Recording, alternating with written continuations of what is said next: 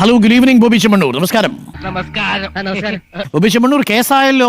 സ്ത്രീത്വത്തെ അപമാനിച്ചടക്കമാണ് case. IT act അടക്കം ഇട്ടിട്ടുണ്ട്. ഒരു കയ്യബദ്ധം നാറ്റുകരുത്. എന്താടോ നന്നാവാത്ത? എന്നോട് ഒരുപാട് പേര് ഇങ്ങനെ ചോദിക്കുന്നു, അതെന്താ? ആ പരാതിയിൽ പറയുന്ന കാര്യങ്ങൾ താങ്കൾ കേട്ടിരുന്നോ? കേട്ടിരുന്നു. അങ്ങനെയൊക്കെ പറയേണ്ടതുണ്ടായിരുന്നോ ശ്രീ ബോബി ചെമ്മണ്ണൂർ? കൈവിട്ട ആയുധം, വാവിട്ട വാക്ക്, രണ്ടും തിരിച്ചെടുക്കാനാവില്ല.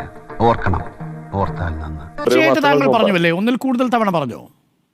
അല്ല, അതൊരു പ്രാവശ്യം പറഞ്ഞുള്ളൂ. പിന്നെ അടുത്ത ഇനാഗ്രേഷൻ ഇതുപോലെ വേറെ എന്തോ ഒരു കാര്യം പറഞ്ഞുണ്ടായി. പക്ഷെ ഞാനോ ലോകം കണ്ടതിൽ വെച്ച് ഏറ്റവും വലിയ ആഭാസനും അലവലാതിയുമാണ്.